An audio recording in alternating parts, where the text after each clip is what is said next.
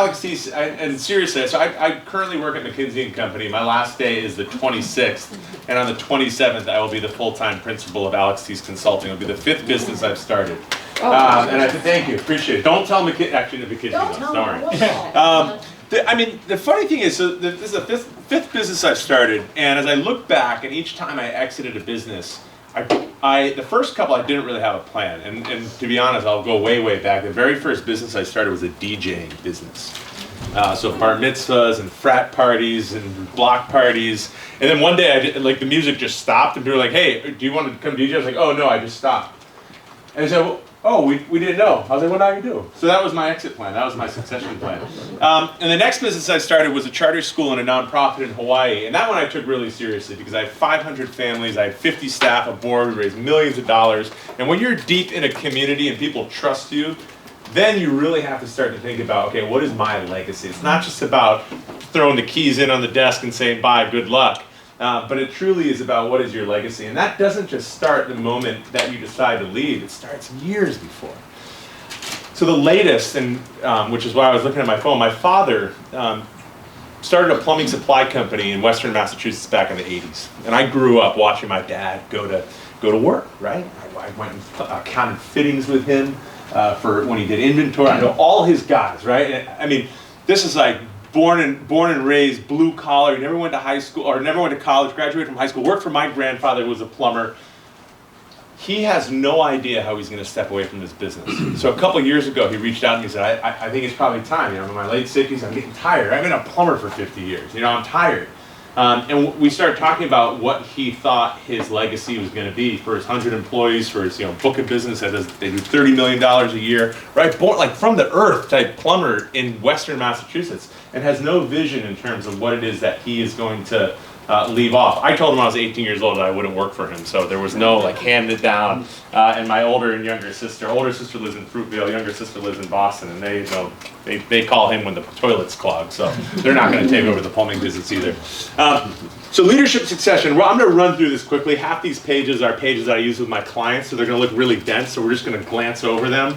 But I did teach for America, and I taught, and the hardest class is always the one right before lunch, so I understand that I have a closing, waning window here of attention. So I'm going to jump us right in and move quickly. Session overview, copied and pasted from what you saw in the chamber promo flyers. So let's look at this scenario. Do we think we're cutting it kind of close? This is for Jill's retirement party and succession planning kickoff meeting at the same time. What's going on here? What's the problem? There's a gap. There's a gap, yeah. There should be a gap, but it's actually running pretty close, right? So this is typically what happens. Like, oh, okay, you're going to leave? All right, well, congratulations, thanks. And then you turn around and say, oh, shoot, now what? What's next? So this is another scenario. I always assume one of my children, talking to my dad, right? I always assume one of my children would want to take over this business, but they're not that interested. How do you feel about being adopted, Wally? I kind of look around, you're like, well, who could do my job? That's also not a succession plan, right? Raise your hand if you've seen this show on HBO. Yeah, Katie. A couple people are hesitant to say, are they going to judge me if I watch the show? I'd die hard. My wife and I watch this over and over again through the pandemic. Now, I'd show this because I just think it was a great show, and I'm not going to draw too many lessons off, but the tensions in this is a show called Succession on HBO. So if you have, gosh, how many seasons was it? 3 seasons? If you have, not enough. Not enough. You can probably binge it over the weekend. I don't know if I'd recommend that. It's going to be a beautiful weekend, but on a rainy, dark weekend, just say, okay, I'm going to jump in. This show is about the father trying to choose who it is that he's going to hand it off to, and I won't, no spoiler alerts, but I didn't see the end coming. And often we don't, right, in terms of succession. We don't talk about starting with the end in mind, right? I think having started a few businesses and been in leadership positions, I think we can all think that we're in it, we're going through the motions, we write our strategic plans, but when we get to that point and we look back, it's often not looking back and saying, gosh, I knew exactly the road that I was going to travel to get to this point. And I think that's really what I wanted to talk about briefly today. And I was sharing with Colleen that this is not a presentation about the answers per se, but it's a presentation about the questions that I think we should and can be asking ourselves. Succession doesn't start at Jill's retirement party. Succession really, if you're a business leader, one of the best pieces of advice that I received before even starting my nonprofit in charter school was think about how you're going to lead. So that you're leading in a way that is pointing towards what Kay was referring to as your vision or where you want to be. And then you think about the type of leader you are, you think about the process that you build. You don't build processes that are focused on you being the center of them. You truly are a servant leader. You're empowering other people so that when you slowly walk back, people are waving at you saying, we got it from here. And that really is the key to succession. So I'm going to jump in. 67%, according to, we're talking about Harvard Business Review. I'll trust them. Whatever they say, I typically take their data and put it up in big font.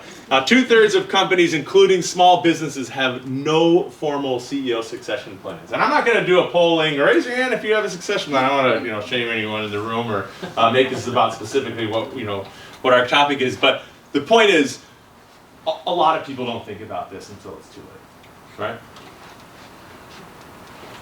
And that's it. No, I'm kidding.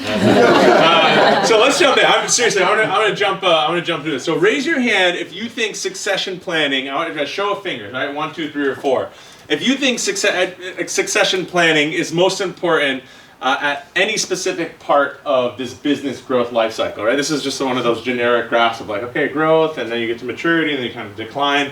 But do we think business succession planning and leadership succession planning is most important in the very beginning, kind of in the middle growth stages, at maturity, or I don't know, we'll call 4 when it's too late, so I probably shouldn't say any 4s. But 1, 2, or 3, when do you think leadership succession planning is most important?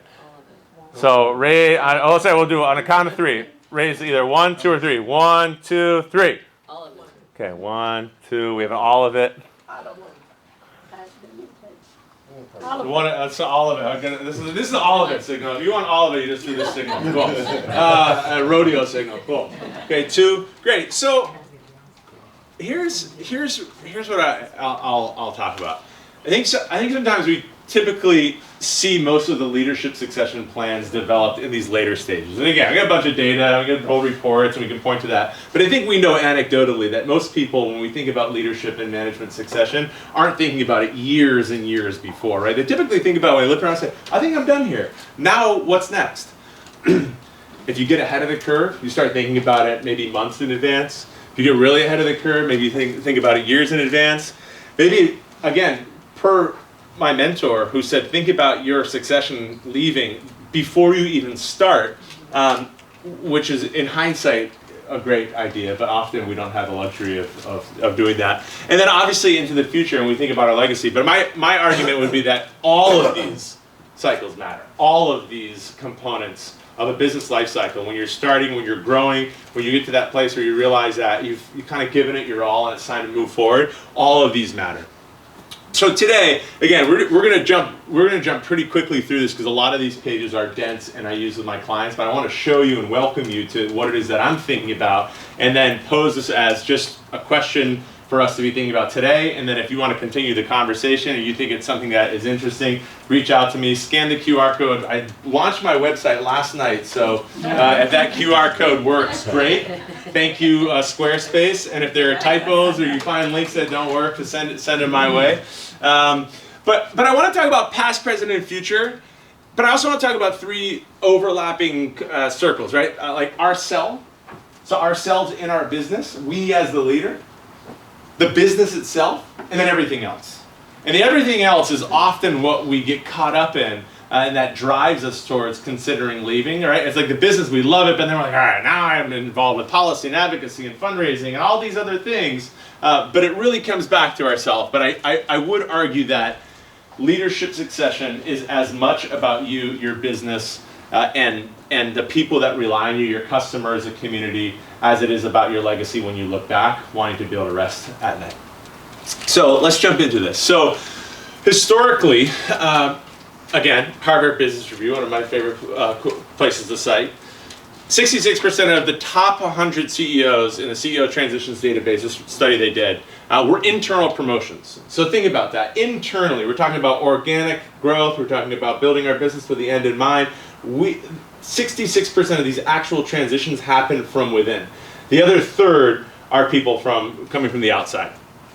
And this is a challenge, right? Because then you're sitting here thinking, well, now I've got to develop my people. I've got to develop potential leaders. I have to, years before I even think about leaving, have an eye on people's cross-functional, kind of cross-training in their development so that when I step away, I can look out and have a number of people to take over for me, something that my father didn't do, right? And he's living that right now as he's trying to leave his business, and I'm working on coaching and advising him through this, which is an interesting perspective as a son. I will share that anecdotally. It's an interesting perspective as a son, someone who I love my dad. He's the best man at my wedding, talking to me every day, but it's an interesting perspective to say, well, what, you knew at some point you were going to leave, so why didn't you? It's like, well, great, thanks for that question, Al. That's a great question to ask in hindsight, but now we're here. So now what do we do? So my work with him in leadership succession is a little bit more urgent and kind of after the fact. The point of these slides and our question that we're sitting in today in our conversation is about how do we get in front of it.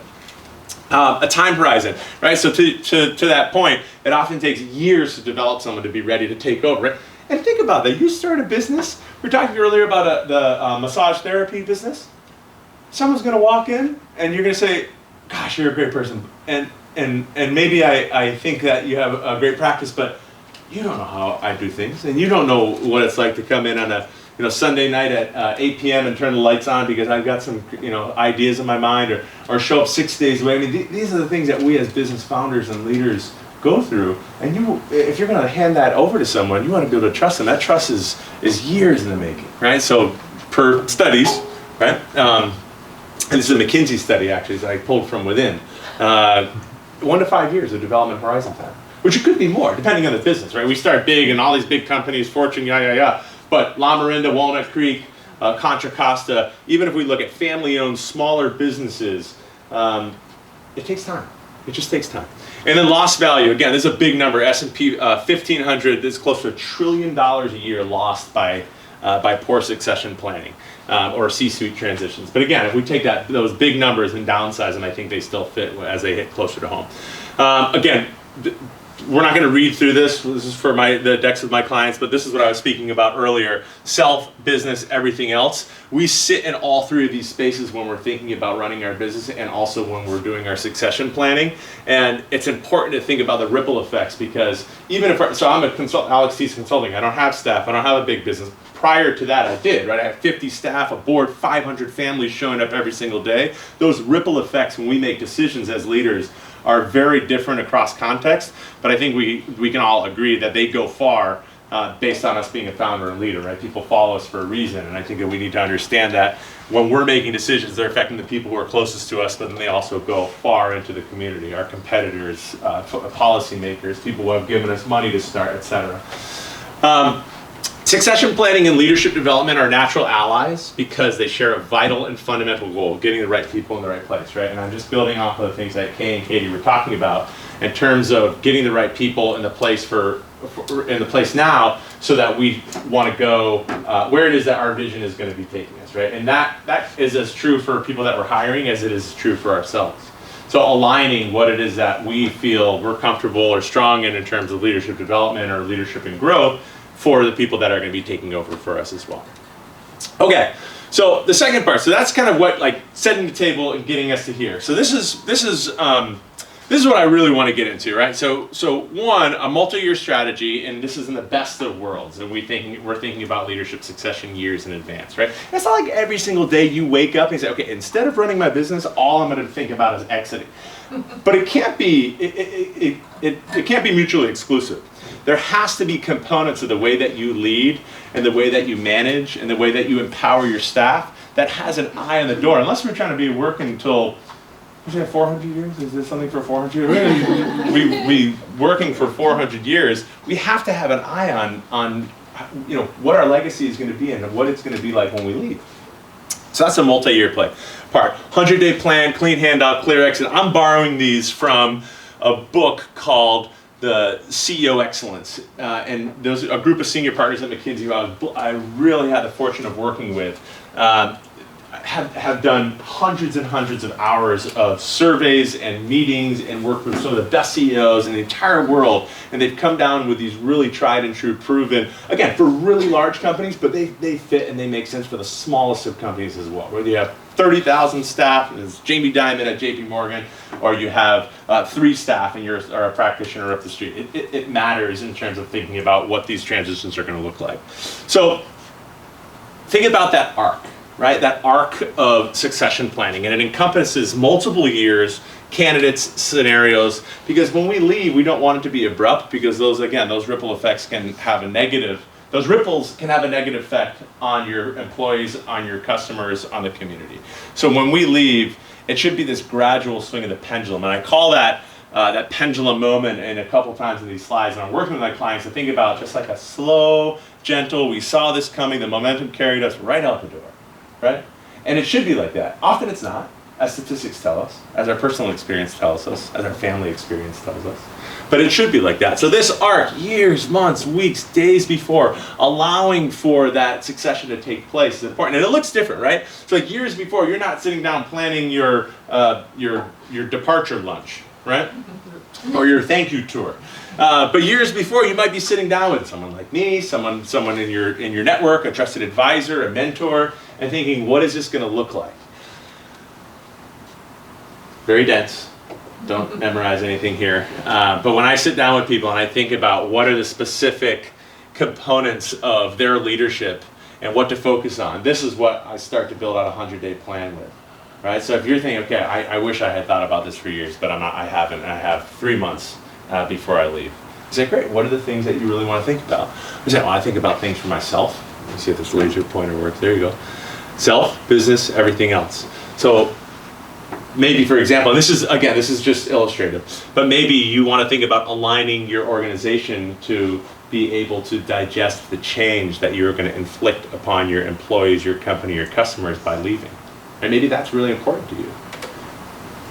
Maybe you want to implement some final personnel changes. The last thing you want to do is say, hey, okay, thanks for taking over. These 3 people need to go. This person needs to be developed. This person needs to be promoted, and our board is only half full. So good luck.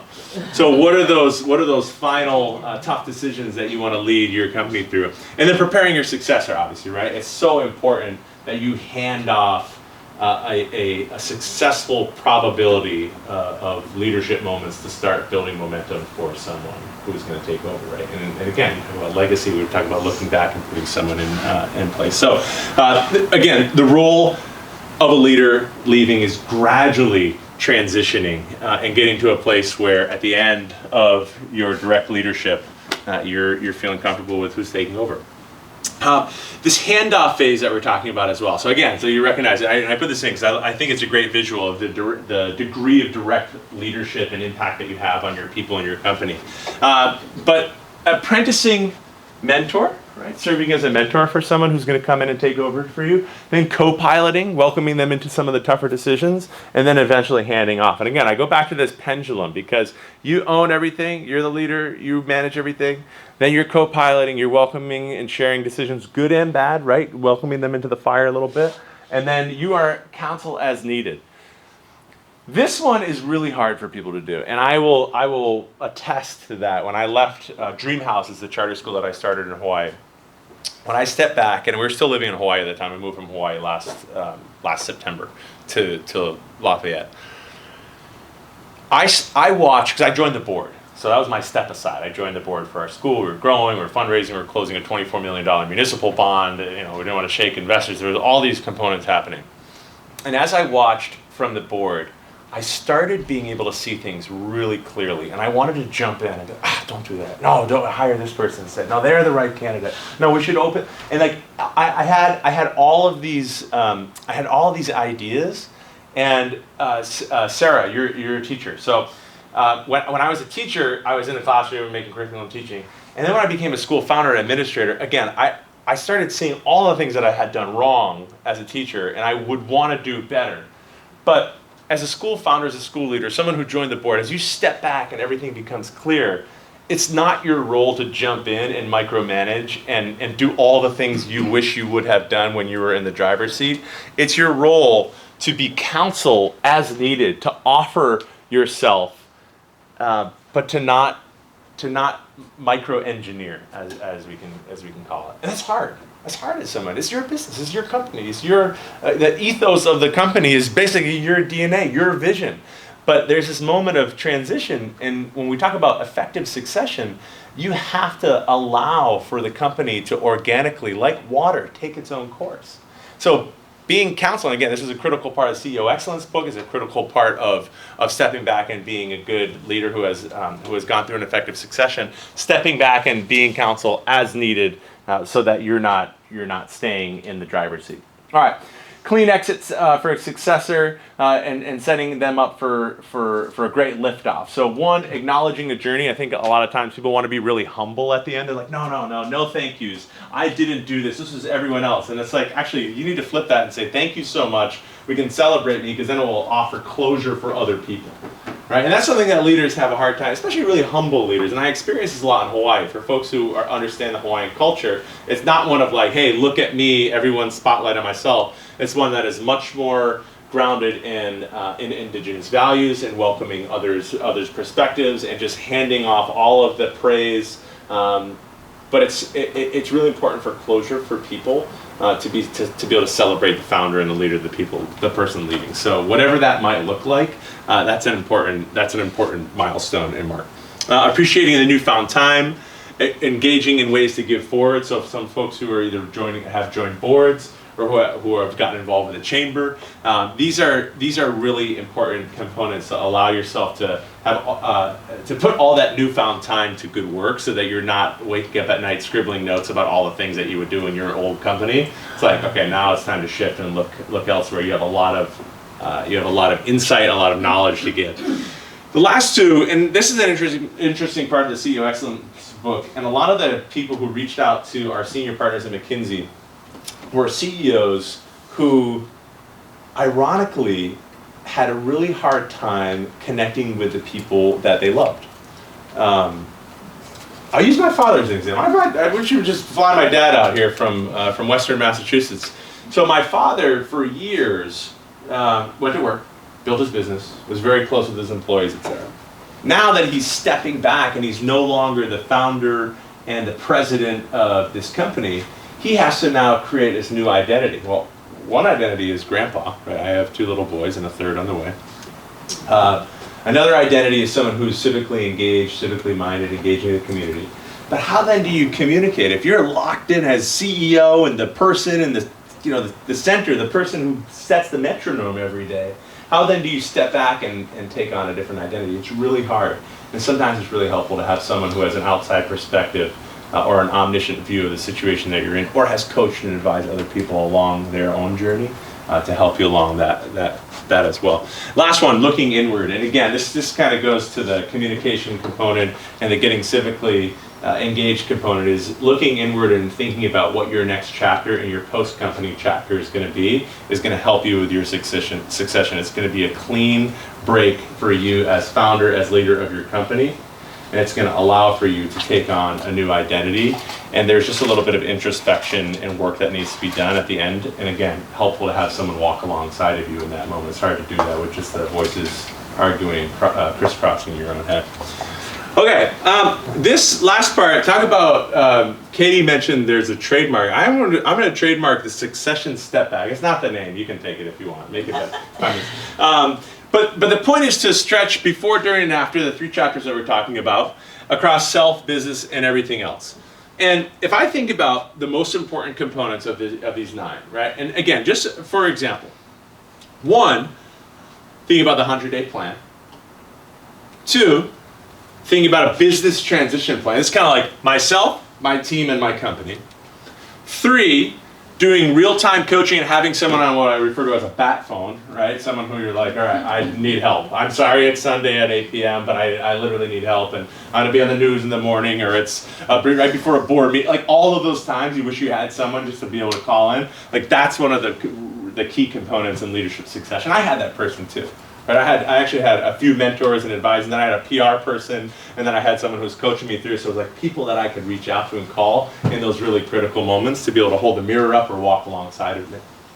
Another, monitoring and assessing and responding to those ripple effects. You just never know what's going to happen. A funder pulls their money, a news story pops out, a competitor gets a little antsy. You just never really know what's going to happen in those moments of succession. So it's helpful for someone to be able to scan the horizon alongside of you.